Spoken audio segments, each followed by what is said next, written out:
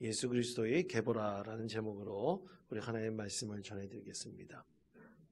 여러분, 우리나라 사람들 굉장히 중요한 것, 족보, 가문, 이것을 중요하게 꽤 여기는 사람들이 많습니다. 그런데 요즘에는 이름도 그렇고 이 계보, 특히 어떤 족보를 나타낼 때 가장 중요한 것이 이름의 돌림자가 굉장히 중요한데요.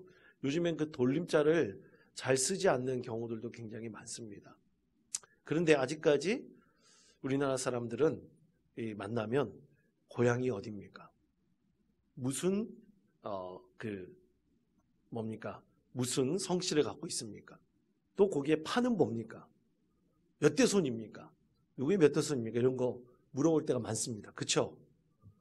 저는 예전에 아버지가 너는 누구누구의 몇 대 손이다. 무슨 파다. 이런 얘기를 다 하셨는데요.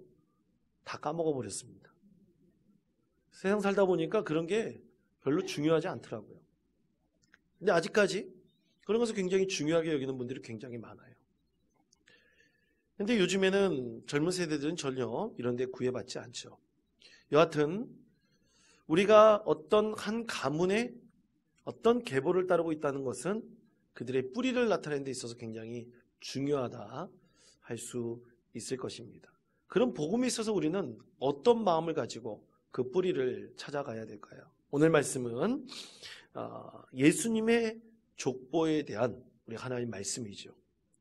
1월 1일 이 첫 번째 수요 예배 때 우리가 사용하고 있는 이제 구역 공과 교재에서 이 마태복음 1장의 말씀을 가지고 예수님의 계보를 우리가 함께 나누도록 한 데는 분명한 의미가 있을 것입니다. 왜냐하면 이것은 사실 우리가 어떤 한 가문의 뿌리를 찾는다기보다는 사실 우리의 신앙의 뿌리가 어디에서부터 시작됐는지 우리는 그것을 분명히 말씀을 통해서 알 수 있기 때문에 그렇습니다. 여러분, 하나 여쭤보겠습니다. 그러면 이 예수님의 족보, 계보에 대해서 나와 있는 성경 말씀이 있어요. 복음서 4개 중에서 2개가 있습니다. 어디입니까, 여러분? 마태복음과 또 어디예요? 누가복음입니다. 마태복음과 누가복음 이 두 군데에서 우리 예수님의 계보에 대해서 말씀하고 있죠. 그런데 여러분, 이 마태복음에서 예수님의 계보를 말씀하고 있는 것과 누가복음에서 예수님의 계보를 말씀하고 있는 것은 분명한 차이가 있습니다. 또 목적도 달라요. 자, 여러분, 먼저 우리가 읽은 이 마태복음에서 예수님의 그 계보에 대해서 말씀하고 있는 것, 이것은 어떻게 보면 예수님의 그 뿌리가 다윗 왕조에서부터 그리고 그 이전인 아브라함에서부터 시작됐다는 것을 보여주고 있지만, 엄밀하게 말해서 이것은 이스라엘 역사 전체를 관통하시는 하나님의 구원의 계획이 이 가운데 들어있다는 것을 분명하게 말씀하고 있습니다. 이스라엘 민족 전체를 향한 하나님의 구원하심이 바로 예수님의 이 계보를 통해서 알 수 있다는 얘기죠. 그런데 누가복음은 전혀 다릅니다. 여러분, 마태복음 1장에는 예수님의 계보가 나와 있잖아요. 근데 누가복음에서는 예수님의 계보가 나와 있는 말씀이 누가복음 3장에서부터 나오고 있습니다. 그리고 누가복음 3장에서부터 나올 때 예수님의 그 계보는 거꾸로 이렇게 시작을 하는데요. 자, 누가복음 3장 38절의 말씀, 화면에 있는 말씀, 우리 다 같이 누가복음 3장 38절 말씀 다 같이 한 목소리 읽겠습니다. 그 위는 에노스요, 그 위는 셋이요, 그 위는 아담이요, 그 위는 하나님이시라. 아멘. 자, 이 누가복음의 계보는 거꾸로 올라가게 되어 있습니다. 예수님으로부터 이제 거꾸로 올라가게 되어 있어요. 그렇게 기술되어져 있어요. 그런데 그 맨 끝은 어디냐? 아브라함을 지나서 누구까지 향해 있습니까? 하나님으로부터 향해 있어요. 아브라함을 넘어서 하나님으로부터 시작된 예수님의 믿음의 계보를 말씀하고 있는 것이 누가복음의 말씀이죠. 그러므로 이 마태복음은 어떤 이스라엘 민족을 통해서 하나님께서 이루실 구원 계획을 말씀하고 있다면 누가복음은 전 인류를 보편적으로 구원하시기를 원하시는 하나님의 구원 계획이 이 누가복음에 담겨 있다. 이 계보를 통해서 우리가 알 수가 있습니다. 또한 여러분 누가복음에 보면 이 3장에서부터 예수님의 계보가 나오고 있다고 말씀드리지 않았습니까? 그런데 이 3장 맨 바로 앞부분에 보면 무엇에 대해서 하나님께서 말씀하시냐면 예수님께서 무엇을 받으십니까? 세례 요한에게 세례를 받으시는 이야기가 나오고 있습니다. 근데 하나님께서 누가를 통해서 복음서의 말씀을 기록하게 하실 때 그냥 우연히 짜맞춰가지고 예수님의 세례 받은 다음에 예수님의 계보를 넣어야지 이렇게 생각해서 쓰여진 하나님의 말씀이 아닙니다. 하나님의 말씀은 뭐예요?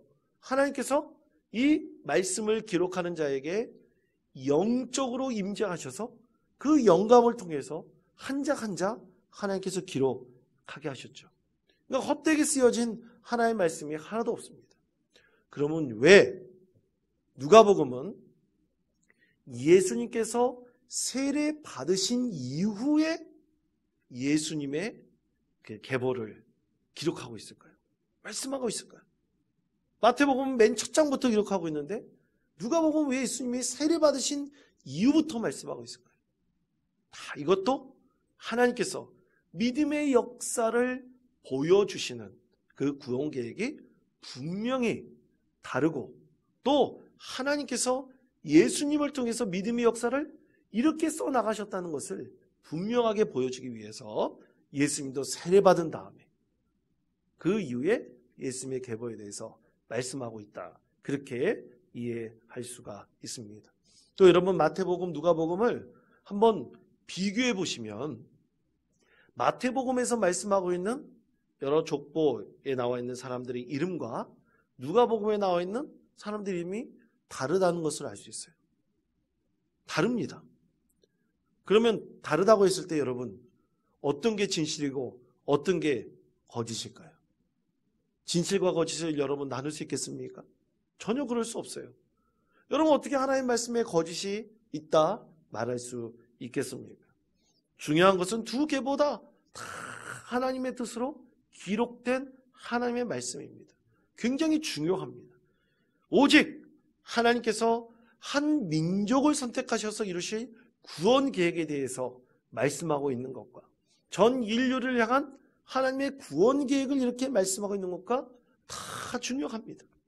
왜냐하면 우리 하나님께서는 인류의 역사 가운데 함께 하시고 능동적으로 우리 간의 역사를 바꾸시고 변화시켜 주시는 은혜의 하나님이시기 때문이죠. 그러므로 하나님의 구원 계획 속에 이 모든 마태복음과 누가복음의 계보도 다 기록되었다.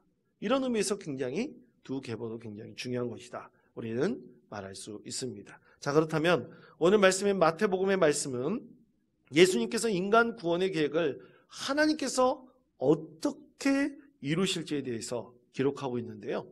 이 계보를 우리 하나님께서 어떻게 세우셨는지 오늘 말씀 가운데 우리 하나님께서 분명히 말씀하고 있습니다. 첫 번째로 이것은 이스라엘 민족을 통한 예수님의 계보라는 사실을 분명하게 말씀하고 있죠. 자, 마태복음 1장 1절의 말씀 한 목소리 읽겠습니다. 아브라함과 다윗의 자손 계보라. 아멘. 자, 이 17절 맨 끝부분에도 보면 아브라함에서 다윗까지 14대, 다윗에서부터 예수님까지 14대를 기록하고 있다. 이렇게 말씀하고 있습니다. 근데 이것이 그냥 인간의 계보가 아니라 누구의 계보라고 말씀하고 있습니까? 예수 그리스도의 계보다. 예수님이라는 한 사람의 계보라고 하지 않고 예수 뒤에 붙은 게 뭡니까? 그리스도. 구원자이신 예수 그리스도. 오직 그 메시아, 우리 하나님께서 인간의 역사 가운데 임재하게 계신 예수 그리스도의 계보라는 것을 분명하게 밝히고 있죠. 그래서 하나님께서는 한 민족을 선택하셨어요. 만약 우리 한반도에 한 민족을 선택하실 수도 있으셨지만 하나님께서는 저 이스라엘이라는 자그마한 나라의 민족을 선택하셨어요. 그리고 그 민족을 통해서 하나님의 구원 계획을 펼치셨습니다. 그 구원 계획을 펼치신 것이 바로 오늘 우리에게 주신 이 믿음의 계보, 이 구원 계획을 위한 한 민족의 계보를 통해서 하나님께서 보여주고 계신 것이죠. 그러나 이 민족의 계보가 여러 가지 갈등과 대립과 여러 가지 역경도 함께 겪었습니다. 어려움도 많이 겪었습니다. 두 나라가 하나님의 은혜로 부강하게 되었다가 두 나라가 갈리게 되었고요. 그리고 두 나라가 패망의 길도 걷게 되었습니다. 그런데 하나님께서는 그 패망의 길을 걷은 이 이스라엘 백성들 사이에서 하나님께서는 70년 만에 돌아오게 하시겠다는 구원 계획을 보여주셨어요. 그 구원 계획을 보여주셔서 이 두 나라가 한 민족만, 한 나라만 구원하게 하시는 것이 아니라 갈라진 북이스라엘과 남유다 왕국, 두 왕국의 모든 백성들을 하나님께서 구원하시기 위해서 이 땅 가운데 예수 그리스도를 보내주셨고, 또 예수 그리스도의 구원하심이 이제는 전 인류를 향해 있다는 것을 우리 가운데 보여주셨던 것이죠. 그래서 이스라엘 백성들이 이 포로 잡혀갔다가 고향인 가나안 땅으로 다시 돌아오게 됐다. 그것은 무엇을 의미합니까? 그것은 바로 하나님의 은혜로 이 나라와 이 민족이 구원을 얻었다는 것을 하나님께서 분명하게 말씀하고 계십니다. 여러분, 이것은 우리에게도 마찬가지입니다. 우리도 하나님의 은혜로 구원을 얻었습니다. 하나님의 은혜가 아니면 우리는 구원을 얻을 수 없었습니다. 우리보다 먼저 예수를 믿게 된 사람들을 통해서 하나님께서는 그들을 통해서 우리에게 복음을 증거하게 하셨고, 또 그들을 통해서 우리를 구원하셨습니다.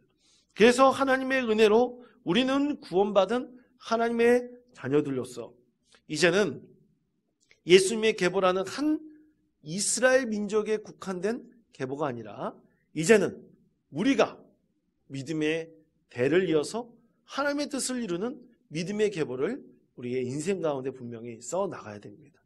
그것을 바로 하나님께서 우리를 통해서 이것을 보여주기를 원하시고, 그것을 이뤄가기를 원하시고, 그것을 통해서 하나님 뜻이 온전히 세워지기를 간절히 원하고 계시고 있죠.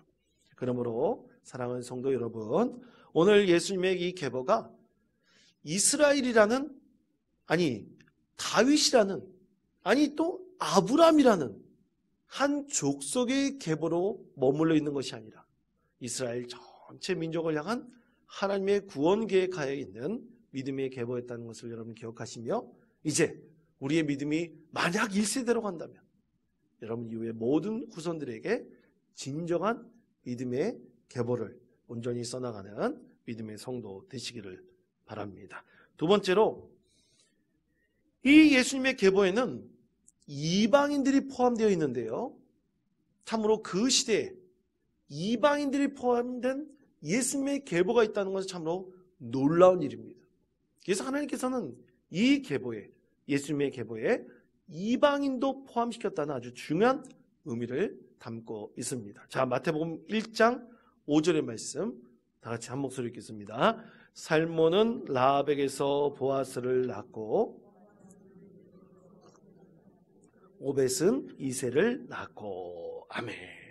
자, 예수님의 족복 속에, 계보 속에는 4명의 여인이 등장합니다. 여러분 한번 4명의 여인 한번 찾아볼까요? 첫 번째는 누굽니까? 첫 번째가 바로 누굽니까? 유다와 사이에서 낳은 사실 며느리였었는데 이제 동침을 해가지고 낳게 된 그것이죠. 그래서 다말이라는 여인이 가장 먼저 등장을 하죠. 그 다음에 누굽니까? 오늘 1장 5절에서 읽었던 대로 바로 라합. 그리고 그 다음에 누굽니까? 룻이라는 여인이죠. 그리고 마지막으로 누굽니까? 마리아죠. 마리아. 예수님의 계보 속에는 4명의 여인이 등장해요. 그런데 여러분, 이 4명의 여인 중에서 두 사람, 라합과 룻은 유대인입니까? 이방인입니까? 이방인이에요. 이방인. 이 다른 사람들은 그렇지 않은데 오직 라합과 룻은 이방인으로 우리 하나님께서 말씀하고 있죠. 그렇다면 왜 하나님께서는 이 라합과 룻을 이방인이었지만 하나님의 구원 계획에, 그것도 예수님의 계보 속에 등장시키고 있을까요? 그냥 헛되게 하나님께서 만드신 것은 아닙니다. 그것은 이 두 사람이 성경 말씀 속에서 어떻게 드라마틱하게 하나님의 구원 계획 속에 포함되고 있는지를, 그 참으로 생생한 스펙타클한 그 성경 속의 이야기를 우리가 깨닫게 된다면 분명히 알 수가 있죠. 여러분, 라합은 어떤 여인입니까? 라합은 기생이었어요. 여리고성에 살고 있는 비천한 신분의 기생이었습니다. 그런데 하나님께서는 이 라합을 통해서 진정한 그녀의 인생과 그의 가족들의 삶을 완전히 바꿀 수 있는 소망의 여인으로 삼게 해주셨다라는 것을 우리는 분명히 알 수가 있습니다. 여러분, 혹자에게는, 어떤 사람에게는 하나님의 말씀이 진정한 자기 인생을 바꾸는 생명력 있는 말씀이 될 수 있지만, 어떤 사람들에게는 아무런 의미도 없고 감동도 없고 자극도 주지 못하는 그저 그런 말씀으로 들릴 수도 있습니다. 허황한 말씀처럼 들릴 수 있어요. 그러면 말씀이 나에게 진정한 생명력 있는 말씀이 된다면, 그럼 어떻게 생명력 있는 말씀으로 바꿀 수 있을까요? 여러분, 기억하십시오. 생명력 있는 하나님의 말씀은 나의 생각과 나의 마음에 다 맞는다고 해서 생명력 있는 말씀이 되는 것이 아닙니다. 우리가 하나님의 말씀을 들을 때 그 말씀을 우리가 진정으로 듣고 순종하는 믿음 가운데 서 있을 때 그 말씀이 진정한 생명력 있는 말씀이 됩니다. 그런데 우리는 자꾸만 하나님 말씀을 들을 때 자기의 생각과 자기의 마음과 자기의 관점에 맞는 것이 생명력 있는 말씀으로 착각하는 경우가 참 많이 있습니다. 결코 하나님의 말씀은 그렇지 않습니다. 많은 그리스도인들이 만약 하나님의 말씀을 듣고 그 말씀에 진정으로 순종하겠다는 믿음의 결단이 서게 된다면 그것이야말로 이 세상에서 진정한 큰 하나님의 은혜를 경험한 생명력 있는 말씀이 될 수가 있습니다. 여리고성의 많은 사람들이 하나님에 대한 소식을 들었습니다. 하나님에 대한 말씀을 들었습니다. 아무도 그것에 관심을 갖지 않았습니다. 그러나 오직 그 말씀을 듣고 자기 인생을 변화시키고 생명력 있는 말씀으로 받아들인 이 라합에게 있어서만 하나님께서는 구원의 은혜를 베풀어 주셨던 것입니다. 여리고성 사람들이 다 집단 체면에 걸려서 생명력 있는 하나님의 말씀과 소문을 들어도 듣지 못하고 흘려버릴 때 오직 그것을 귀 기울여 들었던 이 라합만이 하나님께서 소망의 은혜를 그녀 가운데 베풀어 주셨던 것입니다. 또한 믿음은 철저한 하나님을 믿는 신뢰를 통해서 역사합니다. 그런데 신뢰는 놀랍게도 누구를 통해서 이루어집니까? 사람을 통해서 이루어지는 거예요. 여러분, 기억하십시오. 우리가 믿음, 하나님을 향한 신뢰를 얻는 것은 나에게 복음을 전해준 사람을 통해서 이루어지는 것입니다. 사람을 통해서 이루어지지 않는 것이 아니에요. 여러분, 우리는 룻과 나오미의 이 시어머니와 며느리와의 관계를 솔직하게 말하면 많은 분들이 아주 이상적인 시어머니와 며느리의 관계로 그리는 경우가 참 많아요. 여러분, 그렇지 않습니까? 전혀 안 그렇습니까? 이상적으로 그리는 경우가 많아요. 근데 한번 여러분 생각해 보십시오. 솔직하게 한번 생각해 보세요. 이 나오미라는 시어머니하고 룻하고의 관계가 항상 좋았을까요? 여러분 어떻게 생각하세요? 항상 좋았다면 그것은 거짓일 거예요. 분명히 갈등도 있고 대립도 있었을 것입니다. 그러나 갈등과 대립 가운데 그 가운데 진정한 하나님을 믿는 믿음이 녹아들었고 하나님의 사랑이 그 가운데 결합되어진다면 그 관계는요, 갈등과 대립으로 끝나는 것이 아니라 진정한 신뢰의 관계로 변화됩니다. 그래서 나오미를 룻이 진정으로 믿고 신뢰하게 되었던 거예요. 자기 민족으로 돌아갈 수 있는 기회도 있었지만 자기의 친정으로 돌아갈 수 있는 분명한 기회도 있었지만 그것을 버리면서까지 시어머니를 따라 그 고향 베들레헴으로 갈 수 있는 결단의 마음을 주신 것. 그것도 바로 하나님께서 신뢰의 마음을 허락하셨기 때문입니다. 여러분, 그렇게 신뢰의 관계는 참 많은 세월이 필요합니다.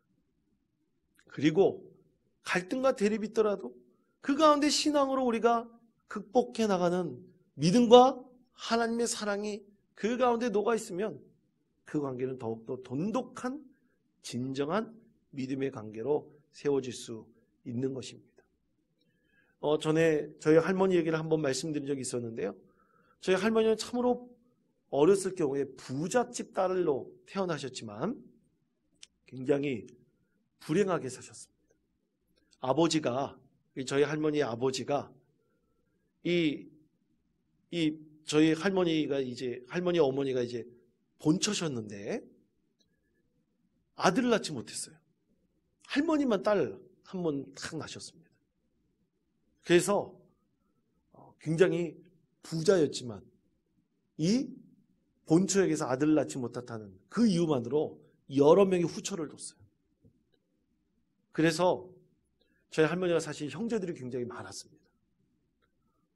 그런데 종종 저희 할머니는 연세가 드셨음에도 불구하고 항상 명절이 되거나 또 어떤 때가 되면 어떤 할머니보다 더 나이가 조금 더 많으신 할머니를 찾아가셨어요. 그 할머니가 알고 보니까 누구였냐면 작은 어머니였어요. 작은 어머니. 그래서 항상 찾아가셨어요. 저도 어렸을 때 졸졸졸 할머니 손잡고 버스 타고 몇 번 버스 타고 찾아간 적이 있었습니다. 그러면서 할머니가 이분이 누구누구시라고 얘기하는데 그때 어렸을 때 기억으로는 저 할머니가 누구야? 몰랐어요. 근데 나중에 커가면서 어떤 분인지 제가 알게 되었습니다. 근데 저는 나중에는 처음에는 몰랐지만 나중에 생각해 보니까 두 분이 그래도 미운 정, 고운 정이 들면서 그 마음 한켠에서는 큰 상처와 갈등도 있었겠지만 또 그리스도의 은혜와 사랑으로 저렇게 한 가족으로서 명절 때가 되거나 또 어떤 때가 되면 찾아뵙고 인사하고 그런 관계로 변화될 수 있었겠구나. 그렇게 하나님께서 은혜의 관계를 만들어 주셨구나. 그런 생각을 하게 되었습니다. 여러분, 라합과 룻, 이 두 여인이 예수님의 족보에 그냥 들어와 있는 것이 아니에요. 분명한 하나님의 말씀은 다 말씀 가운데 진정한 의미가 있습니다. 라합이라는 여인을 통해서 진정으로 하나님의 말씀을 듣고 그 말씀에 순종하는 사람의 본을 보여주셨으며 룻을 통해서 인간의 신뢰관계를 통해서 구원의 계획에 동참할 수 있다는 놀라운 은혜의 계획을 하나님께서 이 룻을 통해서도 보여주신 것이죠. 그러므로 이방인들이 속해졌다. 수천 년 전 이 이스라엘 역사 속에서 하나님의 구원 계획이 이방인들 사이에서도 분명히 이루어졌다는 것을 분명하게 말씀하는 것.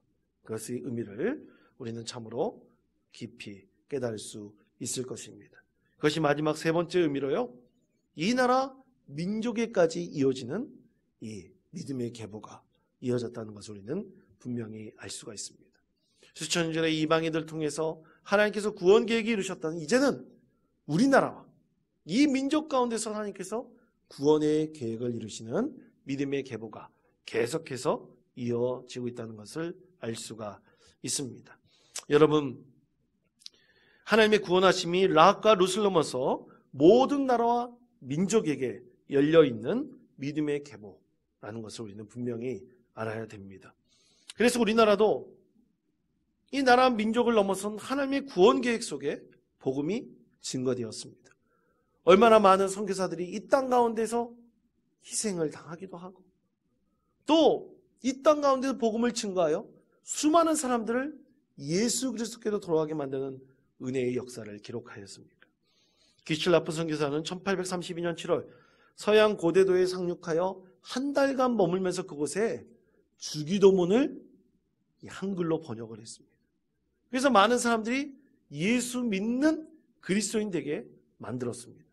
또한 영국 선교사 토마스는 1866년 8월 대동강변에 내려서 그곳에서 복음을 증거하다가 거기서 순교를 당했죠. 또 스코틀랜드 선교사 로스는 만주에서 의주 사람 백씨에게 양초와 한자 성경을 그에게 선물로 주었어요. 백씨가 가지고 왔습니다. 백씨가 가져왔는데 그 백씨의 아들인 백홍준이 아버지가 가지고 오는 그 책을 보면서 이게 무슨 책이야? 한자로 쓰여진 그 책을 보면서 그가 성령의 은혜를 경험하게 되었어요.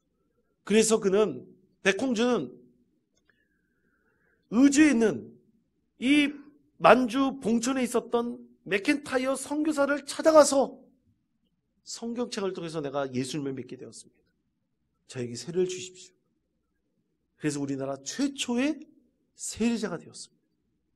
참으로 놀라운 은혜가 이 나라 민족 가운데 이루어지게 된 것이죠. 그래서 바로 오늘 우리에게도 이 믿음의 계보가 이어져서 우리나라와 이 민족 가운데 참 많은 그리스도인들이 이 세상 가운데 복음을 증거하고 또 교회를 세우며 하나님 뜻을 이 세상 가운데 펼치고 있는 것입니다. 사랑하는 성도 여러분, 이렇게 하나님께서 이루신 그리스도의 계보는 절대로 한 나라와 민족에 국한되어 있지 않고 전 세계로 향해서 지금도 각 나라와 민족을 향한 하나님의 구원 계획이 이루어지고 있으며 또 믿음의 계보를 계속 써나가고 있습니다. 오늘도 그렇게 복음이 이 땅 가운데 전해지고 펼쳐지고 있습니다. 그러므로 사랑하는 성도 여러분, 올해 2025년 1월 1일 이 첫날 우리는 예수님의 족보에 대한 하나님의 말씀을 함께 나누었습니다. 이제 우리가 더욱더 기도하면서 성령의 은혜를 간구하며 정말로 하나님의 말씀을 내 안에 진정한 생명력이 있는 말씀으로 받아들이고 그 말씀에 순종하면서 우리 가정 안에서 우리 삶의 자리 가운데서 믿음의 계보를 늘 세워나가시고 써나가는 복된 성도 되시기를 간절히 축원드립니다.